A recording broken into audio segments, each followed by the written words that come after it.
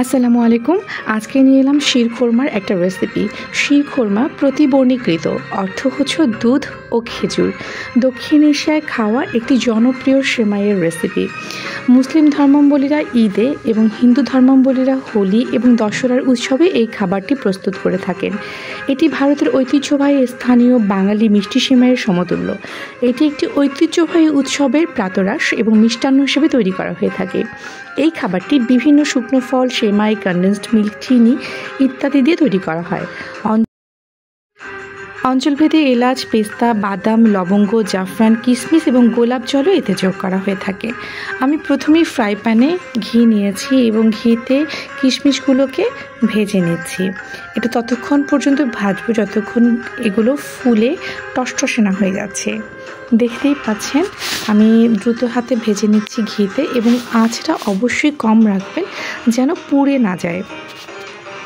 কিশমিশগুলোকে ভেজে নিচ্ছি ঘিতে, এবং ঘি এই সময় ভাজার সময় খুব সুন্দর একটা সুবাস বেরোয়, যেটা শুনলেই মনে হয় যে পেলেই মনে হয় যে না, খুব মজার কিছু রান্না হচ্ছে বোধহয়। দেখতেই পাচ্ছেন কিশমিশগুলো গোল হয়ে গেছে, এগুলোকে তুলে ফেলেছি। এবার হচ্ছে কিছু কাঠবাদাম, কিছু কাজু বাদাম এবং মেইন ইনগ্রিডিয়েন্টসের মধ্যে অন্যতম যেটা খুরমা, সেগুলোকে এরকম লম্বা লম্বা করে কেটে নিয়েছি এবং সেগুলো ঘিতে আমি একটু ভেজে নিচ্ছি। নর্মালি ঘিতে বাদাম সটে করে খেতে আমার খুব ভালো লাগে, এটা অনেক টেস্টি। একই তো ঘিয়ের গন্ধ, তারপর বাদাম, দুটো আলাদা আলাদা স্বাদ একসাথে হয়ে একটা ফিউশন তৈরি হয়, এবং এটা হেলদিও। যাই হোক, সবগুলোকে ভেজে নিচ্ছি। আমি এখানে আরও খানিকটা ঘি দিয়ে দিচ্ছি যাতে এটা বেশ ভালো করে ভাজা ভাজা হয়ে যায়। এবং এই সময় এটার গন্ধটা আসলেই খুব লোভনীয়, খুব সুন্দর একটা গন্ধ ছড়াচ্ছিল। ভালো করে এগুলোকে ভেজে নেবেন এবং আঁচটা অবশ্যই মিডিয়াম থেকে লোতে রাখবেন যাতে পুড়ে না যায় কোনো কিছু। এরপর আরেকটা মূল ইনগ্রিডিয়েন্টস সেমাই, সেটাকেও আমি ঘিতে একটু লালচে করে ভেজে নিচ্ছি। এরপরে দুধের পালা। আমি নর্মালি মিষ্টান্ন জাতীয় খাবারে কনডেন্সড মিল্ক চিনির থেকে বেশি প্রেফার করি, এতে জিনিসটা বেশ ক্ষীর একটা ভাব চলে আসে, এবং চিনি তো একটু অ্যাভয়েড করাই উচিত। যাই হোক, কনডেন্সড মিল্ক গুলিয়ে নিয়েছি এবং সেখানে আমি লিকুইড দুধও চেক করেছি, একটুখানি পাউডার দুধও দিয়েছি। মোটামুটি দুধের যে ব্যাপারটা থাকে সেটা যেন একটু বেশ মাখো মাখো, একটু ক্রিমি একটা টেক্সচার পাওয়া যায়, যে জন্য আমি সেভাবেই দুধটাকে অ্যারেঞ্জ করেছি এখানে। যাই হোক, আমি পাউডার দুধটাকে আরও ভালো করে এটার সাথে মিশিয়ে নিচ্ছি, কনডেন্সড মিল্কটাও মিশিয়ে নিচ্ছি। যেহেতু চিনি আমি এখানে খুব কম পরিমাণে ব্যবহার করব, চাইলে পুরোটাই আপনারা কনডেন্সড মিল্ক দিয়ে করতে পারেন। আমি কনডেন্সড মিল্ক আর চিনি দুটো মিলিয়ে করেছি।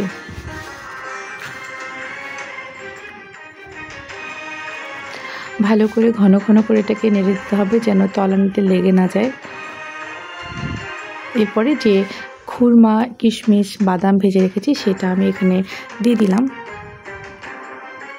সেটাকেও ভালো করে এখানে নাড়াচাড়া করব যেন নিচে দুধটা লেগে না যায় কোনোভাবেই।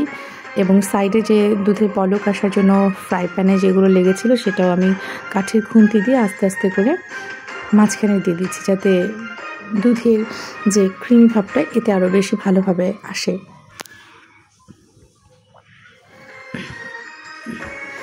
এটাকে অনবরত নাড়তে হবে যেন নিচে কোনোভাবেই এটা পুড়ে না যায় বা লেগে না যায়।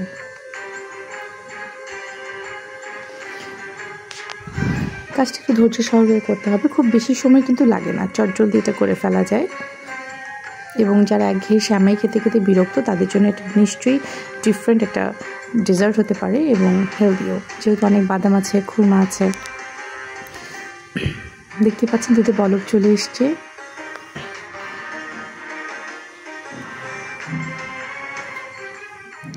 এই পর্যায়ে আমি এখানে সেমাইগুলোকে দিয়ে দিব, ভেজে রাখা সেমাইগুলো।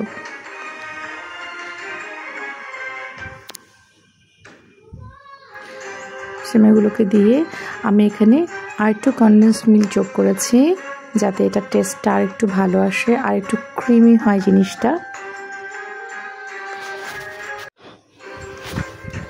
সেমাইগুলোকে দিয়েও বারবার এটাকে নাড়তে হবে নিচ থেকে, সাইড থেকে, যেন কোনোভাবেই ফ্রাই প্যানে লেগে না যায়। এবং আমি অল্প একটু চিনি যোগ করলাম এখানে। আর সেমাই, পায়েস, সেই সব ক্ষেত্রে চিনি শেষে যোগ করা ভালো, না হলে এটা সেদ্ধ হতে চায় না। এটা আমার আম্মুর টিপস, এটা অনেকেই জানেন, তারপরেও শেয়ার করলাম। মিষ্টান্ন জাতীয় খাবারে বিশেষ করে পায়েস, সেমাই এসব ক্ষেত্রে চিনিটাকে পরে যোগ করবেন সেদ্ধ হয়ে যাওয়ার পরে। আমি আবারও নেড়ে চেড়ে দিচ্ছি এবং শেষের দিকে একটুখানি কেওড়া জল যোগ করেছি। এইটা আপনাদের টেস্ট অনুযায়ী দেবেন। আমি কেওড়া জলের গন্ধটা খুব বেশি প্রেফার করি না, এই জন্য সামান্যই দিয়েছি। যারা খেতে পছন্দ করেন তারা আরও বেশি দিতে পারেন, কোনো সমস্যা নেই। আমি একদম অল্প করে দিয়েছি। এটা অলমোস্ট হয়ে গেছে, দুধটাও ঘন হয়ে গেছে এবং দেখতেই পাচ্ছেন সবগুলো সুসিদ্ধ হয়েছে। এবার নামিয়ে পরিবেশন করার পালা। নামানোর পরে উপর থেকে সটে করে রাখা বাদাম, কাজু, কিশমিশ এগুলো আমি দিয়েছি। কেউ চাইলে ড্রাই ফ্লাওয়ার যেটা থাকে সেটা দিতে পারেন, অন্যান্য জিনিস দিয়েও ডেকোরেশন করতে পারেন, যার যেটা ইচ্ছা। এই যে মজাদার শিরখুরমা রেডি। এটা ঠান্ডা করে খেতেও বেশ দারুণ, গরমেও করে খেতে পারেন, বাট আমার মনে হয় ফ্রিজে রেখে তারপরে এটা খেতে বেশ সুস্বাদু। এটা অবশ্যই ট্রাই করবেন বাসায়, এটা ডেজার্ট হিসেবে অতুলনীয়। ধন্যবাদ সবাইকে সাথে থাকার জন্য।